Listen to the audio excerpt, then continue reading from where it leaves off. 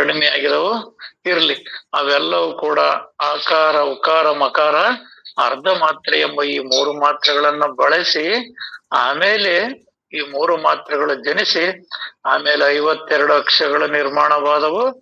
ತರುವಾಯ ರಾಗ ಜ್ಞಾನದ ವಿವಿಧ ಪ್ರಕಾರಗಳು, ಭಾವದಿಂದೊಡಗೂಡಿದ ನೃತ್ಯ ಪ್ರಕಾರಗಳು ಮತ್ತು ವಿವೇಚನಾಯುಕ್ತ ತತ್ವಜ್ಞಾನದ ಅರ್ಥ ರೀತಿಗಳು ಪ್ರಾಚಾರಕ್ಕೆ ಬಂದವು. ಈ ಅಕಾರ ಉಕಾರ ಮಾಕಾರ ಅರ್ಧದಿಂದ ಸೇರ್ತಕ್ಕಂಥ 52 ಅಕ್ಷರಗಳಿಂದ ಅದರಲ್ಲಿ ಮಾತ್ರೆಗಳು ಜನಿಸಿದವು ಅಂತ. ಮತ್ತ ಆ ಅಕ್ಷರಗಳಿಂದನೇ ವಿವಿಧ ರಾಗದ ಜ್ಞಾನಗಳು, ರಾಗ ಜ್ಞಾನದ ವಿವಿಧ ಪ್ರಕಾರಗಳು. ಅಂದ್ರ ರಾಗದೊಳಗ ಸಂಗೀತ ಬಲ್ಲವ್ರಿಗೆ ಗೊತ್ತಿರ್ತದೆ, ಇದು ರಾಗದಾಳ, ತಾಟಿದಾಳ, ಆ ತಾಳ ಈ ತಾಳ ಅಂತೆಲ್ಲ ಇರ್ತಾವ. ಅದ್ರಾಗ ಅನೇಕ ಸಂಗೀತಗಾರರಿಗೆ ಬಲ್ಲಂತವು. ಒಟ್ಟು ಅವೆಲ್ಲವೂ ಕೂಡ ಅಕ್ಷರದಿಂದನೇ ಆಗಿದೇವಂತ ನಾವು ವಿಚಾರದೊಳಗ ತಿಳಿಬೇಕಾಗ್ತದ. ಮತ್ತ ಈ ತತ್ವ ಪದಗಳೊಳಗ ನೃತ್ಯಕ್ಕೆ ಆಡುವಂತವು, ಭಜನೆಗೆ ಆಡುವಂತವು, ಕೋಲ್ಪದಕ್ಕೆ ಆಡುವಂತವು, ತೋಡಿ ಪದಕ್ಕೆ ಆಡುವಂತವು, ಮತ್ತ ಜ್ಞಾನಕ್ಕೂ ಕೂಡ ಇವೇ ಪದಗಳು. ಇವೆಲ್ಲವೂ ಕೂಡ ತತ್ವಗಳೆಲ್ಲವುದರಲ್ಲಿಯೂ ಮಹಾತತ್ವ, ಮೂಲ ಮಾಯೆ, ಅರ್ಧ ಮಾತ್ರೆ ಮುಂತಾಗಿ ಏಳಿಸಿಕೊಳ್ಳುವ ಶುದ್ಧ ಸತ್ವಗುಣವು ಮುಖ್ಯ ತತ್ವವಿರುತ್ತೆಂದು ತಿಳಿಯಿರಿ. ಈ ಅಕ್ಷರಗಳೊಳಗ ಅವ್ರ ರಾಗದಗರ ಹೇಳಲಿ, ನೃತ್ಯಕ್ಕರ ಹೇಳಿರ್ಲಿ, ಕೋಲ್ಪದಕ್ಕರ ಹೇಳಿರ್ಲಿ, ಯಾವ್ದಕ್ಕರ ಹೇಳಿರ್ಲಿ, ಆದ್ರ ಅವೆಲ್ಲ ನುಡಿಗಳಲ್ಲಿ ಅತ್ಯಂತ ಶ್ರೇಷ್ಠವಾಗಿದ್ದಂದ್ರ ತತ್ವಗಳೆಲ್ಲದರಲ್ಲಿಯೂ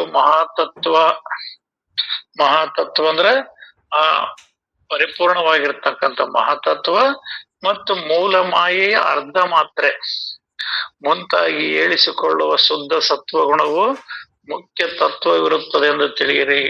ಈ ರೀತಿಯಾಗಿ ಎಲ್ಲ ಬಲ್ಲಂತವರ ಅಕ್ಷರಗಳು ಅಂದ ಪದ್ಯಗಳು, ಗದ್ಯಗಳು, ಕೀರ್ತನೆಗಳು, ಈ ತತ್ವಮಸಿ ವಾಕ್ಯಗಳು, ಪಂಚೀಕರಣದ ಮಾಯೆಯ ವಾಕ್ಯಗಳು ಇವೆಲ್ಲವೂ ಇರ್ತವ. ಇದ್ರೊಳಗೆ ಮುಖ್ಯವಾದದ್ದು ಯಾವ್ದಂದ್ರ ಈ ಮಾಯೆಯಿಂದ ಕೂಡಿರ್ತಕ್ಕಂಥವು ಮತ್ತ ಅಂದ್ರ ಪರಮಾತ್ಮನ ವಿಚಾರಗಳಿಂದ ಕೂಡಿರ್ತಕ್ಕಂಥವು ಅವು ಮಹತ್ವವಾಗಿದವಂತ ತಿಳಿಯಿರಿ. ನೋಡಿ 12:22 ಸಣ್ಣ ದೊಡ್ಡ ತತ್ವಗಳೆಲ್ಲವೂ ಕೂಡಿ ಪಿಂಡ ಬ್ರಹ್ಮಾಂಡದ 8 ಶರೀರವಾಗಿರುತ್ತವೆ. ಇವು ಎಲ್ಲಾ ತತ್ವಗಳು ಕೂಡಿ ಅಂದ್ರ ಇಲ್ಲಿ ತತ್ವಗಳಂದ್ರ ಪಂಚಭೂತಗಳೊಳಗಿರ್ತಕ್ಕಂಥ ತತ್ವಗಳು ಎಲ್ಲ ಕೂಡಿ ಪಿಂಡ ಬ್ರಹ್ಮಾಂಡದ 8 ಶರೀರವಾಗಿರುತ್ತವೆ. ಆದರೆ ಈ ಅಷ್ಟದ ಪ್ರಕೃತಿಯು ಗಾಳಿಯು ಆರಿ ಹೋಗುವುದೇ ಸತ್ಯವು. ಪರಬ್ರಹ್ಮವಾದರೂ ಗಾಳಿ ಇಲ್ಲದ ಆಕಾಶದಂತೆ ನಿಬಿಡವಾಗಿರುತ್ತದೆ. ಅಂದ್ರ ಇಲ್ಲಿ ಏನ್ ಈ ತತ್ವಗಳಿಂದ ಪಿಂಡಾಂಡ ಮತ್ತು ಬ್ರಹ್ಮಾಂಡ ಇವೆರಡು ಆದ್ರೂ ಕೂಡ ಇವು ಗಾಳಿಯಲ್ಲಿ ಆರಿ ಹೋಗುವುದೇ ಸತ್ಯ. ಇವು ಸತ್ಯ ಅಲ್ಲ. ಇವು ಅಷ್ಟದ ಪ್ರಕೃತಿ ಅಂದ್ರ 8 ತತ್ವಗಳು, 5 ಪಂಚಭೂತಗಳು ಮತ್ತು 3 ಗುಣಗಳಿಂದ ಕೂಡಿರ್ತಕ್ಕಂಥ ಈ ಅಷ್ಟದ ಪ್ರಕೃತಿ ಇದು ಆರಿ ಹೋಗುವುದಂದ್ರೆ ಇವಕ್ಕ ನಾಶವಿರುತ್ತದೆ. ಆದರೆ ಪರಬ್ರಹ್ಮವಾದರೂ ಗಾಳಿ ಇಲ್ಲದೆ ಆಕಾಶದಂತೆ ನಿಗೂಢವಾಗಿರುತ್ತದೆ. ಆ ಪರಬ್ರಹ್ಮ ಅನ್ನೋದು ಎಲ್ಲೆಲ್ಲಿಯೂ ಬಿಡದೆ ಅದು ಎಲ್ಲಾ ಇದ್ರೊಳಗ ಅದು ತುಂಬ್ಕೆಂದು ಏನೊಂದು ಸ್ವಲ್ಪನೂ ಗ್ಯಾಪ್ ಬಿಡದೆ ಕೊಳ್ಳು ಬಿಡದೆ ಎಲ್ಲ ತುಂಬ್ಕೆಂದು ಅದು ಇರ್ತದೆ. ಅಷ್ಟ ದೇಹಗಳ ನಿರಸನ ಮಾಡಿ ಈ ಅನುಭವವನ್ನು ನೋಡಿರಿ. ಸಾರ ವಿಚಾರ ನೋಡುತ್ತಿರಲು ಬ್ರಹ್ಮಾಂಡ ಪಿಂಡಾಂಡಗಳ ಉತ್ಪತ್ತಿ ಹಾಗೂ ತಿರುವು ಮುರುವು ಕ್ರಮದಿಂದ ಪಿಂಡ ಬ್ರಹ್ಮಾಂಡಗಳು ನಾಶವಾಗುತ್ತಿದ್ದು ವಿಮಲ ಪರಬ್ರಹ್ಮವು ಉತ್ಪತ್ತಿ ನಾಶವೆರಡಕ್ಕೂ ಅತೀತವಾಗಿರುವುದು. ನೀವು ಏನಿ ಅಷ್ಟದ ಪ್ರಕೃತಿ ಅಂತ ಹೇಳ್ತಿರಲ್ಲ, ಇವು ನೀವು ಪಿಂಡಾಂಡದಿಂದ ಬ್ರಹ್ಮಾಂಡಕರ ನೋಡ್ರಿ, ಬ್ರಹ್ಮಾಂಡದಿಂದ ಪಿಂಡಾಂಡದೊಳಗ್ ನೋಡ್ರಿ. ಬ್ರಹ್ಮಾಂಡದಾಗಿರ್ತಕ್ಕಂಥವು ನಾಶವಾಗ್ತವೆ, ಪಿಂಡಾಂಡದಾಗಿರವು ನಾಶವಾಗ್ತಾವ. ನೀವ್ ಹೆಂಗಾರ ನಿಮ್ ಮತಿಗೆ ಹೆಂಗ್ ಹೊಳಿತಂಗ ವಿಚಾರ ಮಾಡಿ ನೋಡ್ರಿ. ಆದ್ರ ಅವೆಲ್ಲವೂ ಕೂಡ ನಾಶವು ಅಂತವಿರ್ತವೆ. ಅವು ಆ ವಿಮಲ ಪರಬ್ರಹ್ಮ ಮಾತ್ರ ಅದು ನಾಶರಹಿತವು. ಈ ಉತ್ಪತ್ತಿ ಮತ್ತ ಲಯ ಇವೆರಡಕ್ಕೂ ಬೇರೆಯಾಗಿರ್ತಕ್ಕಂಥದ್ದು, ಅತೀತವಾಗಿರ್ತಕ್ಕಂಥದ್ದು. ಆ ಪರಬ್ರಹ್ಮ ಅನ್ನೋದಕ್ಕೆ ನಾಶವಿಲ್ಲ. ಈ ಶರೀರದೊಳಗ ಏನು ಇವು ತ್ರಿಗುಣಗಳು, ಭೂತಗಳು, ಪಂಚಭೂತಗಳಿಂದ ಕೂಡಿರ್ತಕ್ಕಂಥ ಶರೀರ ಮನಸ್ಸು ಅನ್ನೋದು ನಾಶವಾಗ್ತದೆ. ಬ್ರಹ್ಮಾಂಡದಾಗೂ ಆಗಿರ್ತಕ್ಕಂಥ ಈ ಪಂಚಭೂತಗಳಿಂದ ಕೂಡಿದ್ದ ಅದು ನಾಶವಾಗ್ತದೆ.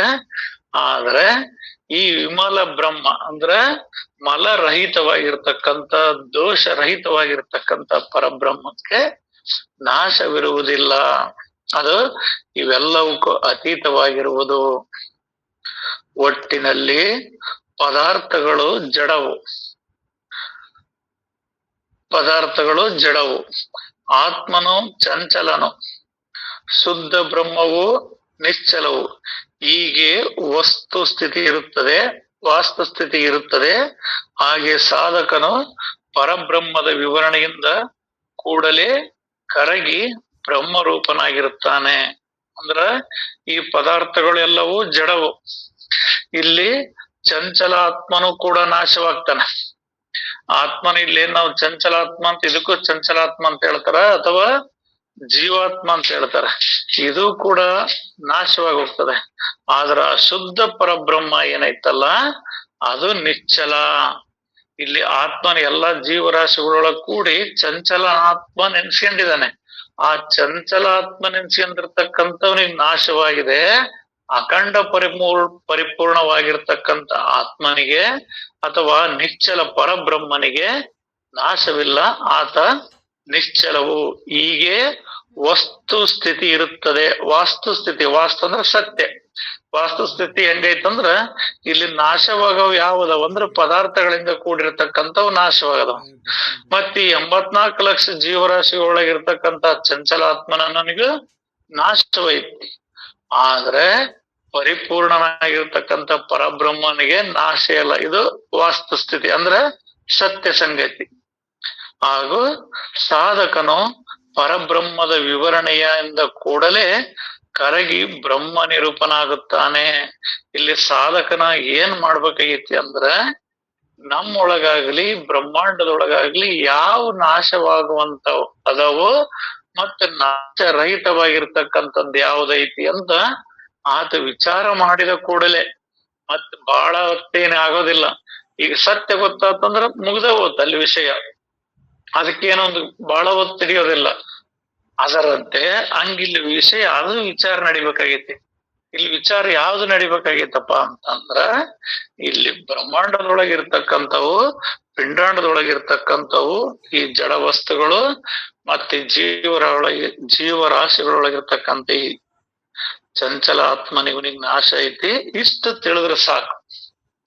ಇನ್ನು ಉಳಿದದ್ದೆಲ್ಲ ಕರಗಿ ಹೋಗ್ತದೆ ಅಂದ್ರ ಅದು ನಾಶವಾಗಿ ಹೋಗ್ತದ, ಇದ್ದು ಇಲ್ದಂಗ ಅನಸ್ತದ, ಮಿಥ್ಯೆಯಾಗಿ ಅದು ತೋರ್ತದ. ನಾವು ತಿಳಿಬೇಕಾಗಿರೋದು ಏನಾರ ತಿಳಿಯೋದು ಅಂತಂದ್ರೆ ಏನ್ ತಿಳಿಯೋದೈತಂದ್ರ ಸತ್ಯ ಮತ್ತು ಅಸತ್ಯ. ಅಸತ್ಯ ಅಂದ್ರ ತೋರಿ ನಾಶವಾಗ್ತದ, ತೋರಿ ಅಡಗ್ತದ, ಇದ್ದು ಇಲ್ದಂಗ ಆಗ್ತದೆ, ಅದೇ ಅಸತ್ಯ. ಮತ್ತೆ ಸತ್ಯ ಅಂದ್ರ ನಾಶರಹಿತವಾಗಿರ್ತಕ್ಕಂಥದ್ದು, ನಿಶ್ಚಲವಾಗಿರ್ತಕ್ಕಂಥದ್ದು, ಅದೊಂದೇ ಸತ್ಯ. ಅಷ್ಟು ಸತ್ಯವನ್ನ ತಿಳಿದ್ರೆ ಸಾಕು. ಆ ವಿವರಣೆಯಿಂದ, ಪರಬ್ರಹ್ಮದ ವಿವರಣೆಯಿಂದ ಕೂಡಲೇ ಕರಗಿ ಹೋಗಿ ಬ್ರಹ್ಮ ರೂಪನಾಗ್ತಾನ. ಹೆಂಗಂದ್ರ ಅಪ್ಪುವಿನೊಳಗಿರುವ ಉಪ್ಪಿನಂತೆ, ಬೆಂಕಿಯೊಳಗಿರುವ ಕರ್ಪೂರದಂತೆ. ಕರ್ಪೂರ ಬೆಂಕಿ ಸೋಕ್ತ ಅಂತಂದ್ರ ಕರ್ಪೂರ ಏನೂ ಉಳಿಯೋದಿಲ್ಲ, ಅಲ್ಲಿ ಏನೂ ಇಲ್ಲ. ಮತ್ತೆ ನೀರಿನೊಳಗೆ ಉಪ್ಪು ಸೇರ್ತಂದ್ರ ಆ ಉಪ್ಪಿನಂಶ ಏನಿರೋದಿಲ್ಲ ಅಲ್ಲಿ, ಅದು ನೀರಾಯ ಆಗಿ ಹೋಗ್ತದ. ಇಲ್ಲಿ ಕರ್ಪೂರ ಬೆಂಕಿ ಒಳಗ್ ಸುಟ್ಟು ಆ ಬೆಂಕಿ ಒಳಗ ಕರಗಿ ಅದು ನಾಶವಾಗಿ ಹೋಗ್ತದ. ಯಾವಾಗ ಅದು ನಾಶವಾಗ್ತದಂದ್ರ ಈ ಪರಬ್ರಹ್ಮದ ವಿವರಣೆಯಿಂದ.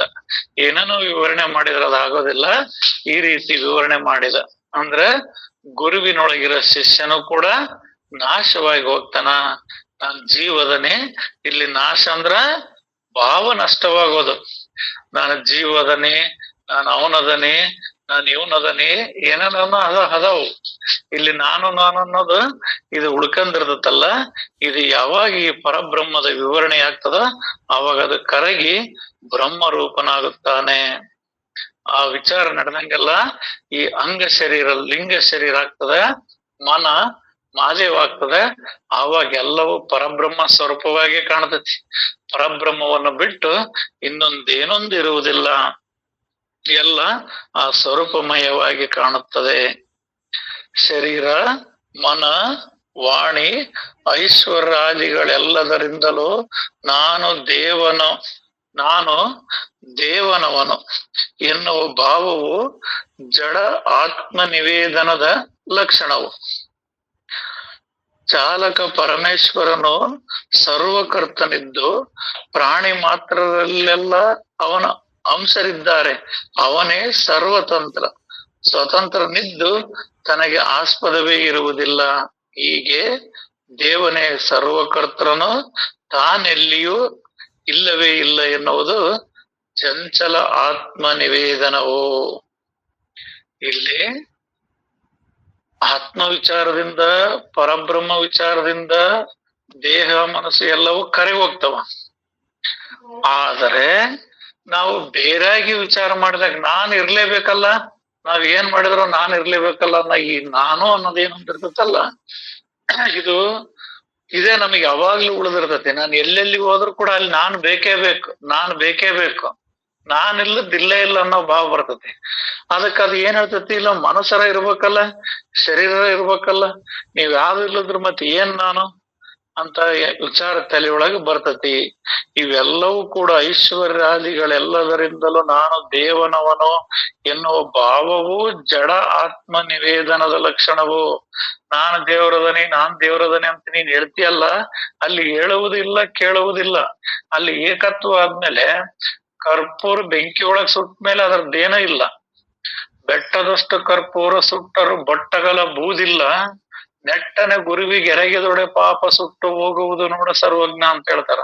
ಮತ್ತೆ ನೆಟ್ಟನೆ ಗುರುವಿಗೆ ಎರಗದಂದ್ರೆ ಹೆಂಗ್ರಿ ಅಂತಂದ್ರ, ಆ ಗುರುವಿನ ವಾಣಿಯೊಳಗ ನಂಬಿ, ಆ ಗುರುವಾಣಿನೇ ಸತ್ಯ, ಗುರುವಾಣಿನೇ ಶ್ರುತಿ ಅಂತ ಅದ್ರೊಳಗೆ ಏಕತ್ವವನ್ನು ನಂಬಿದಾಗ ಅದ್ ಗುರು ಏನ್ ಹೇಳ್ತಾನ, ನೀನ್ ಪರಬ್ರಹ್ಮ ಅಲ್ಲದೆ ಬೇರೆ ಏನೇನೋ ಅಲ್ಲ ಅಂತ ಹೇಳ್ತಾನ. ಮತ್ತೆ ಅಲ್ಲಿ ಹಂಗಿದ್ರ ಅದೆಲ್ಲದ ಕರೆ ಏಕತ್ವ ಆಕತಿ. ಇಲ್ಲಿ ಗುರುಗಿ ಎರಗಲ್ ನಾವು ಅಂದ್ರ ಗುರುವಾಣಿಯನ್ನು ಕೇಳೋದಿಲ್ಲ, ಆ ಗುರುವಿಗೆ ಶರಣ ಹೋಗೋದಿಲ್ಲ, ಆ ಸತ್ಯ ವಿಚಾರವನ್ನ ತಿಳಿದಲೆ ನಾವ್ ಏನೇನೋ ಮಾತಾಡ್ತೇವಂದ್ರ ನಾನ್ ದೇವ್ರದನಿ, ನಾನ್ ಅವನದನಿ, ನೀನ್ ಇವನದನಿ ಅಂತಂದ್ರ ಹಂಗಾರ ಇನ್ನೊಂದೇನ ಐತಿ ಅಂತ, ಹಂಗಾರ ನೀನೊಂದದಿ ಅಂದ್ರ ಇನ್ನೊಂದ್ ಐತಿ ಅಂತ. ಅಲ್ಲಿ ನಾನು ನೀನು ಏನೊಂದಿಲ್ದಂಗಿರೋದೈತಿ. ನಾನು ನೀನದಿದೆಂಬ ಭಾವಗಳೇನು ತೋರದೆ ಸಚ್ಚಿದ ಆನಂದ ಅನುಭವ ಸುಜ್ಞಾನ ತಳಹದಿಯ ಮಾನವನೇ ಪರಮಾತ್ಮ ಅಂತ ಹೇಳ್ತೈತಿ. ಇಲ್ಲಿ ನಾನು ನೀನು ಅನ್ನೋದು ಎಂದೂ ಉಳಿಯೋದಿಲ್ಲ. ಮತ್ತೆ ನೀನ್ ಉಳಿಸಿ ಅಂದಿದಿ, ನೀನ್ ಜೀವ ಭಾವದಾಗರ ನಾನಂತ ಉಳಿಸಿಯ ಅಥವಾ ದೇವ್ರ ನಾನಂತನಾರ ಉಳಿಸಿಯ, ಹಿಂಗೇನಾರ ಉಳಿಸಿ ಅಂದಿ ಅಂದ್ರ ಅದು ಪೂರ್ಣದಲ್ಲ, ಅದು ಜಡ ಆತ್ಮ ನಿವೇದನ ಲಕ್ಷಣವು. ಚಾಲಕ ಪರಮೇಶ್ವರನು. ಚಾಲಕರಂದ್ರ ಈಶ್ವರ, ಎಲ್ಲ ಸೃಷ್ಟಿ ಮಾಡಿರ್ತಕ್ಕಂಥ ನಾವು. ಈಶ್ವರ ಅಂದ್ರೂ ಕೂಡ ಮಾಯೆಯಿಂದ ಉದಯವಾದವನನ್ನೋದ್ ನಮ್ಮೊಳಗ್ ಜಾಗ್ರ ಗಟ್ಟಿ ಇರ್ಬೇಕಾಗ್ತದೆ. ಈಶ್ವರ ಅಂದ್ ಕೂಡ್ಲೆ ಅವನ ಆತ್ಮಕ್ಕಿಂತ ಮೀರಿದವನಲ್ಲ, ಜಗತ್ತು ಪಾಲಕ. ಇವರೆಲ್ಲರೂ ಬ್ರಹ್ಮ, ವಿಷ್ಣು, ಮಹೇಶ್ವರ, ಈಶ್ವರ ಅಂತ ಏನ್ ಹೇಳ್ತಾವಲ್ಲ, ಜಗತ್ ಪಾಲಕರವರು. ಸೃಷ್ಟಿ ಸ್ಥಿತಿ ಲಯಕ್ ಕಾರಣವಾದಂತವ್ರು. ಅವ್ರಿಲ್ದಲೆ ಯಾವ್ದೋ ಅಗ್ಲಾಡಲ್ ನಿಜ, ಯಾವ್ದೇ ಸ್ಥಿತಿ ಮಾಡಲ್ಲ ಅಂತ ಹೇಳ್ತಾರ ನಿಜ. ಆದ್ರೆ ಅವರು ಕೂಡ ಪೂರ್ಣವಲ್ಲ, ಅದು ಚಂಚಲ ಆತ್ಮನದು. ಮಧ್ಯಾಹ್ನ ಅಪ್ಪಾಜಿಯವ್ರು ಹೇಳಿದ್ರು, ಆ ಪರಬ್ರಹ್ಮದ ಛಾಯೆಯಿಂದ ಇವೆಲ್ಲ ಕನ್ನಡಳಿ ಮೇಲೆ ಬಿದ್ದು ಇವೆಲ್ಲವೂ ಬೆಳಗ್ತಾ ಇದಾವು ಅಂತ. ಹಂಗ ಈ ಈಶ್ವರನಾದ್ರೂ ಕೂಡ ಆ ಪರಿಪೂರ್ಣವಾಗಿರ್ತಕ್ಕಂಥ ಆತ್ಮಶಕ್ತಿಯಿಂದನೇ ಇದೆಲ್ಲದು ಬೆಳಗ್ತತಿ. ಆದ್ರೆ ಇವನು ಆ ಶಕ್ತಿಯನ್ನು ಪಡೆದು ಚಾಲಕ, ಎಲ್ಲ ಜೀವರಾಶಿಗಳೊಳಗ ಚಂಚಲಾತ್ಮಕನಾಗಿದ್ದು ಎಲ್ಲರೊಳಗೂ ಕೂಡ ಆತನ ಅಂಶ ಇದೆ. ಎಲ್ಲರೊಳಗ ಆತ ಇದ್ದಾನೆ. ಎಲ್ಲರೊಳಗೂ ಅರಿವು ಐತಿ ಅಂದ್ರೆ ಎಲ್ಲರೊಳಗ ಶ್ರೀಕೃಷ್ಣ ಪರಮಾತ್ಮ ಇದ್ದಾನೆ ಅಂತ. ಎಲ್ಲರಿಗೂ ಕಾರ್ಯವನ್ನು ಮಾಡುವ ಚೈತನ್ಯ ಐತಿ ಅಂದ್ರೆ ಬ್ರಹ್ಮದ ಅಂಶ ಐತಿ ಅಂತ. ಅವೆಲ್ಲವೂ ಕೂಡ ಈ ಮಾನವನೊಳಗೆ ಇವೆಲ್ಲವೂ ಅದಾವು. ಇವು ಅವ್ರ ಕಾರ್ಯನೇ. ಬ್ರಹ್ಮ ಈ ಶರೀರವನ್ನ ಸೃಷ್ಟಿ ಮಾಡ್ತಾನಂತ ಆಗ್ತದ, ವಿಷ್ಣು ಪಾಲನೆ ಮಾಡ್ತಾನಂತ ಆಗ್ತದ, ರುದ್ರನ್ನ ಲಯ ಮಾಡ್ತತಿ ಅಂತ ಆಗ್ತದ, ಲಯ ಮಾಡ್ತಾನಂತ ಆಗ್ತದ. ಇವ್ರೆಲ್ಲರ ಕಾರ್ಯಗಳಿಗೆ ಆ ಶಿವನಿಲ್ಲದೆ ಏನೂ ನಡೆಯೋದಿಲ್ಲ ಅಂತ. ಯಾಕಂದ್ರ ಅವನಿದ್ದನೇ ಇದೆಲ್ಲ ಜೀವ ಜಗತ್ತಿನ ಸೃಷ್ಟಿ. ಅವನೇ ಸರ್ವ ಸ್ವತಂತ್ರನಿದ್ದು ತನಗೆ ಆಸ್ಪದವಿರುವುದಿಲ್ಲ. ಹೀಗೆ ದೇವನೇ ಸರ್ವಕರ್ತನು, ತಾನೆಲ್ಲಿಯೂ ಇಲ್ಲವೇ ಇಲ್ಲ ಎನ್ನುವುದು ಚಂಚಲ ಆತ್ಮನ ಚಂಚಲಾತ್ಮ ನಿವೇದನವು. ಚಂಚಲಾತ್ಮದೊಳಗೆ ಏನ್ ಹೇಳ್ತತಿ, ಎಲ್ಲದು ದೇವ್ರ ಮಾಡಿದಾನ. ನಿನ್ ಕೈಲಿ ಒಂದ್ ರಾಗಿ ಕಾಳು ಮಾಡಕತ್ತ, ಒಂದ್ ಜೋಳ ಕಾಳು ಮಾಡಕತ್ತ, ನಿನಗೇನಾರ ಅದನ್ ಮಾಡಕತ್ತ, ಇದನ್ ಮಾಡಕತ್ತ ಅಂತ ಇದನ್ನ ಎಲ್ಲಿ ಹೇಳ್ತತಿ ವಿಚಾರ ಅಂದ್ರ ಚಂಚಲಾತ್ಮ ಸ್ಥಿತಿ ಒಳಗ ನಿಂತ ಹೇಳ್ತತಿ. ಪರಿಪೂರ್ಣದೊಳಗಿದು ಇಲ್ಲ, ಪರಿಪೂರ್ಣದೊಳಗ ಯಾವುದು ಏನು ಇಲ್ಲ. ಅಲ್ಲಿ ಎಲ್ಲದ ಕರಿಗೋಗಿರ್ತತಿ. ಹೆಂಗ ನೀರ್ನಾಗ ಉಪ್ಪು ಕರಗದಂಗ, ಬೆಂಕಿ ಕರ್ಪೂರ ಕರದಂಗ, ಗುರುವಾಣಿಯಿಂದ ಗುರುವಿನ ಜ್ಞಾನಾಗ್ನಿಯ ನುಡಿಗಳಿಂದ ಇಲ್ಲಿ ಜೀವಾತ್ಮ, ಚಂಚಲಾತ್ಮ, ಮನೋ, ಬುದ್ಧಿ, ಚಿತ್ತ, ನೀನ್ ಏನೇನ್ ಹೇಳ್ತೀಯೋ ಎಲ್ಲವೂ ನಾಶವಾಗಿ ಹೋಗಿರ್ತತಿ. ಆದ್ರೆ ಈ ಚಂಚಲತ್ವದೊಳಗ ಇಲ್ಲಿ ಅವನದನಪ್ಪ, ಅವನದ್ದನ ಇದೆಲ್ಲ ನಡೆಯೋದಪ್ಪ, ಅವನ್ ಇಲ್ಲದ್ರೆ ಏನ್ ನಡೀತೈತಿ ಇಲ್ಲಿ ಅಂತ.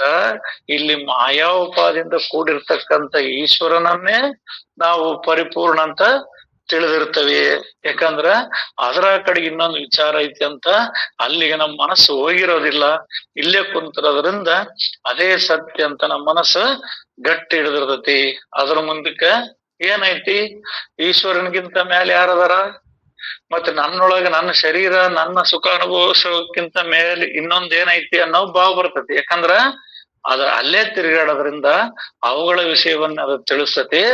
ಆದ್ರ ಪರಿಪೂರ್ಣವಾಗಿರ್ತಂಥದ್ದು ಇವೆಲ್ಲವನ್ನ ಮೀರಿದ್ದು ಅನ್ನೋ ವಿಚಾರವನ್ನ ತಿಳಿಸ್ತತಿ. ಚಂಚಲವೆನ್ನುವುದೆಲ್ಲವೂ ಕನಸಿನಂತೆ ಬಯಲಾಗುವುದು. ನೀನ್ ಏನೇ ಚಂಚಲ ವೃತ್ತಿಯಿಂದ ಹೇಳ್ತೀಯಲ್ಲ, ಶಿವ, ಈಶ್ವರ, ಬ್ರಹ್ಮ, ವಿಷ್ಣು, ಮಹೇಶ್ವರ ಅಂತ ಹೇಳ್ತಿ. ನನ್ನೊಳಗ ದೇಹ, ಮನಸ್ಸು, ಬುದ್ಧಿ, ಚಿತ್ತ, ಅಹಂಕಾರ, ಅಂತಃಕರಣ ಇವನ್ನೆಲ್ಲವನ್ನ ಹೇಳ್ತೀಯಲ್ಲ, ಇವು ಎಲ್ಲವೂ ಕನಸಿನಂತೆ ಬಯಲಾಗುವುದು.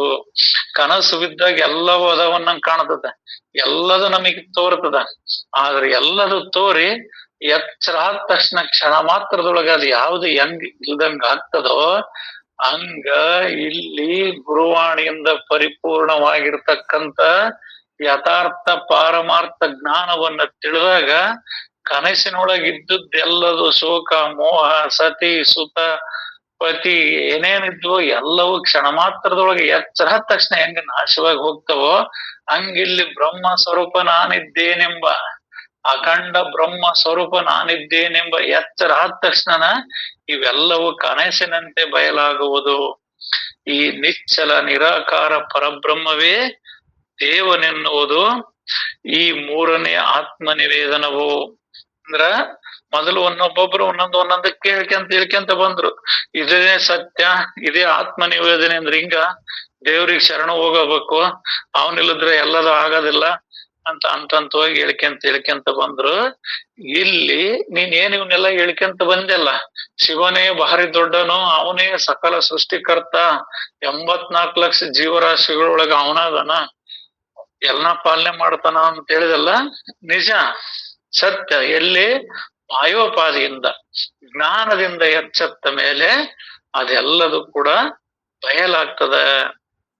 ಈ ನಿಶ್ಚಲ ನಿರಾಕಾರ ಪರಬ್ರಹ್ಮ ದೇವನೆನ್ನುವುದು ಮೂರನೇ ಆತ್ಮ ನಿವೇದನವು. ಅರ್ಥಾತ್ ಚಂಚಲಕ್ಕೆ ಅವಕಾಶವೇ ಇಲ್ಲದಿರಲು ಅಲ್ಲಿ ಮೊದಲು ತಾನೆಲ್ಲಿಯವನು ಎನ್ನುವ ತತ್ವವೇ ನಿಶ್ಚಲ ಆತ್ಮ ನಿವೇದನವು.